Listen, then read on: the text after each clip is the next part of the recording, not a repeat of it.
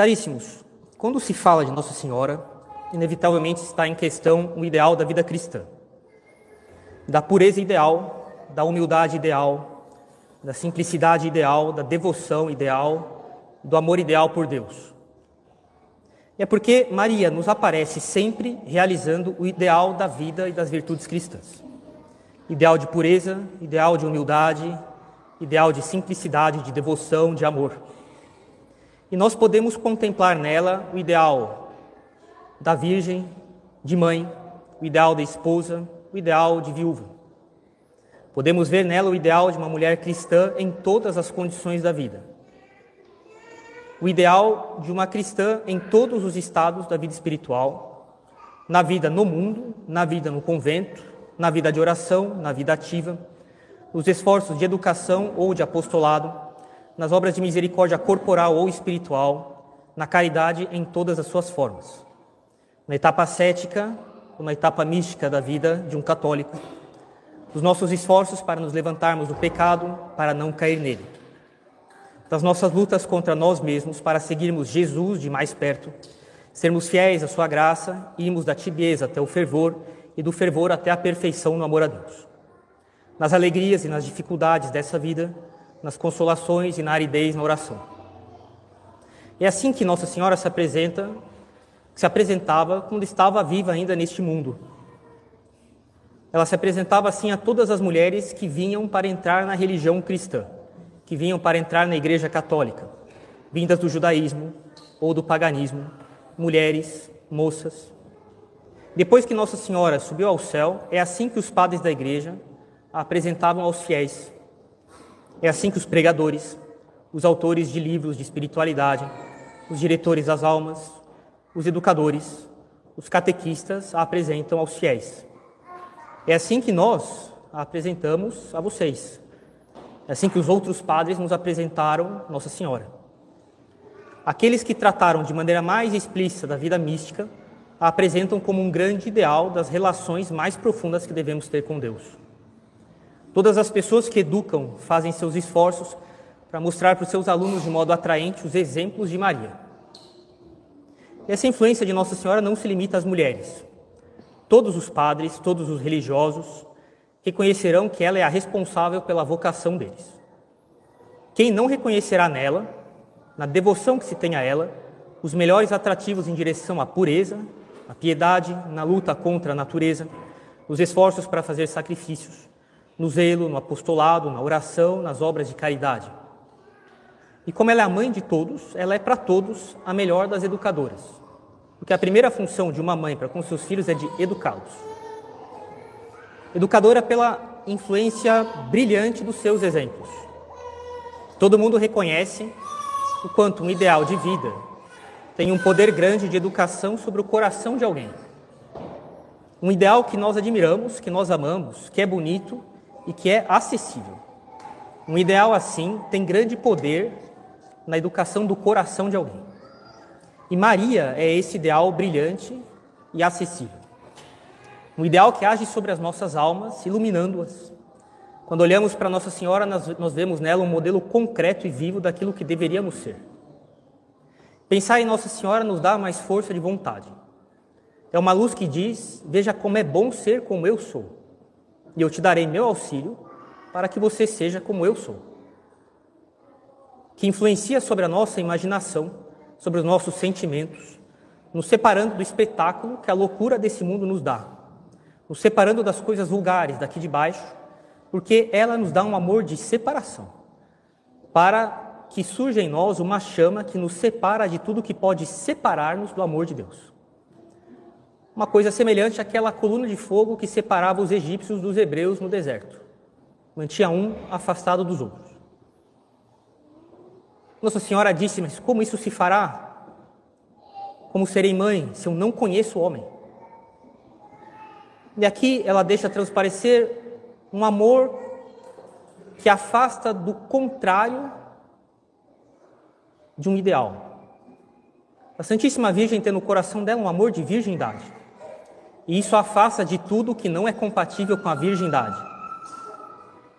E também ela nos dá um amor que nos afasta de tudo que leva ao pecado. um amor de separação. Eis aqui a escrava do Senhor, que se faça em mim segundo a sua palavra. É também um amor que transforma.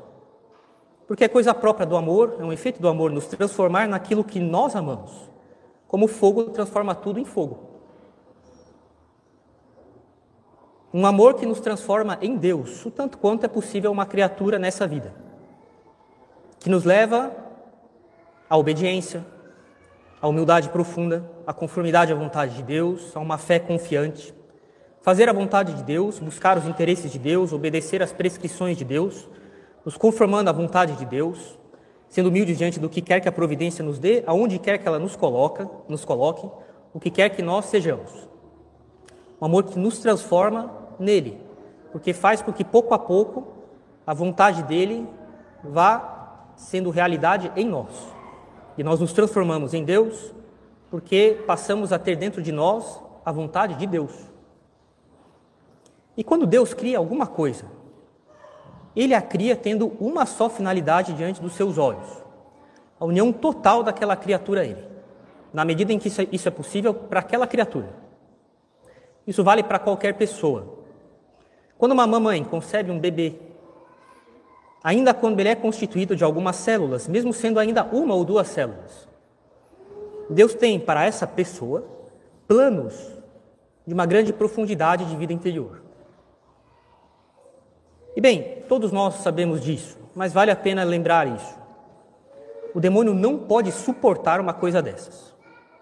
E o aborto é um dos modos mais brutais de fazer o que o demônio pretende sem limites. Dominar e destruir. Dominar para destruir. Destruir a vida de uma pessoa. Esterilizar sua existência. Bem, nós nunca cederemos nisso. Nossa luta é total contra o aborto. Esse ato propriamente demoníaco, característico do demônio, que é mentiroso e homicida desde o começo. Mentiroso nos seus argumentos, homicida nos seus efeitos. E há muitos hoje entre nós, no nosso país, que fazem as obras do demônio. Para essas pessoas, as palavras de Jesus Cristo, pronunciadas há 2000 anos, ainda guardam todo o seu valor. Vosso pai é o demônio, vós fazeis as obras de vosso pai, que é mentiroso e homicida desde o começo. Deus cria as pessoas para que elas tenham uma profunda vida interior com Ele. Mas também cria países. Cada país é uma criatura que Deus criou. Uma sociedade criada por Deus. Um país é mais do que a soma dos seus membros. Um país permanece na história enquanto seus membros vão morrendo e vão nascendo. O país permanece. O país é uma entidade distinta da simples soma dos indivíduos que estão no país. Um país é uma criatura distinta de outras criaturas. É uma criatura também criada por Deus, como toda criatura. Por isso não tem sentido dizer que um país deve ser neutro em questões de religião. Um país deve sua existência, toda a sua riqueza, suas qualidades, a Deus, que é a origem de todo o bem. Um país não pode ser indiferente em questões de religião. Não pode ser neutro em questões de religião. Não pode ser laico nem laicista. Ele deve sua existência a Deus. Seria uma ingratidão enorme, uma injustiça profunda, no sentido estrito da palavra, que um país ignorasse e colocasse entre parênteses se Deus existe ou não e se ele deve favorecer a verdadeira religião ou não, que é a Igreja Católica. E Deus tem um plano de salvação individual para cada pessoa, um plano de vida interior profunda com Ele. Mas Deus tem não somente para os indivíduos, mas Deus também tem um plano de salvação coletivo. Deus governa a história das nações. Cada povo, cada nação tem um papel na história da salvação. É assim que São João, no Apocalipse, fala que viu pessoas de todos os povos e nações que haviam se salvado. Ele não diz só que ele viu uma multidão de pessoas. Ele faz questão de sublinhar que elas vinham de povos e de nações. Existe também uma condução da providência para os povos e as nações em geral. Deus conduz com sua providência não só a vida individual de cada um, mas também o papel das nações e dos países ao longo da história do mundo. Porque os rumos que cada país toma nas suas leis, na sua conduta política, nas suas relações diplomáticas, tem alguma causalidade para a salvação ou para a condenação das almas. Um país não pode estar em estado de graça. Não são os países que são batizados ou absolvidos no tribunal da confissão, mas os rumos que um governo de um país imprime na sociedade causa a perdição ou a salvação de muitas almas.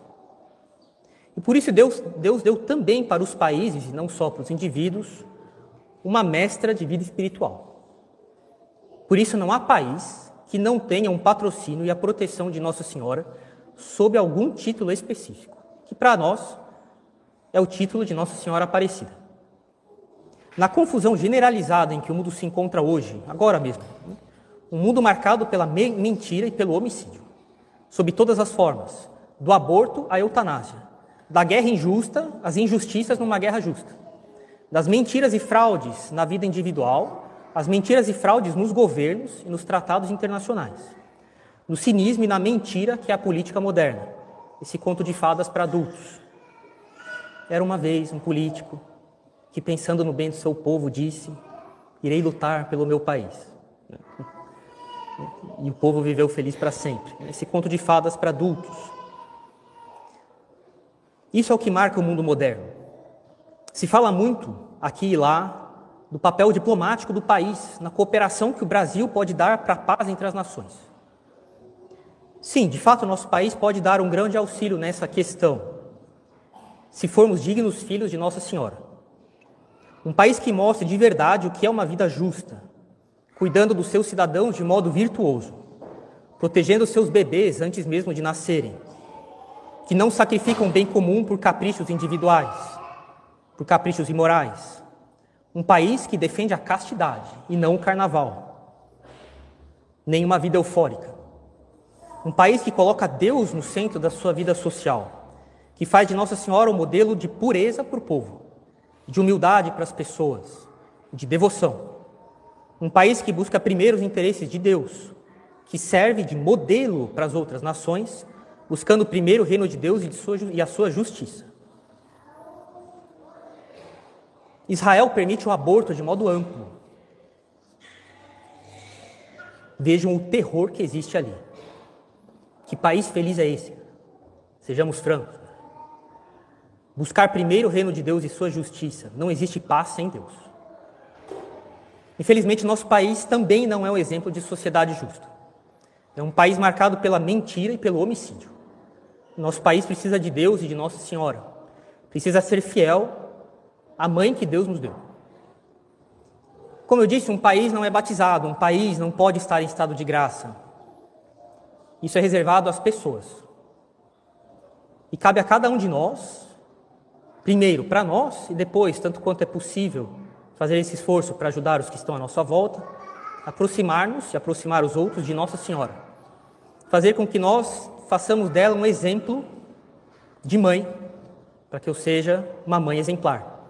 Um exemplo de moça, para que eu seja uma moça exemplar.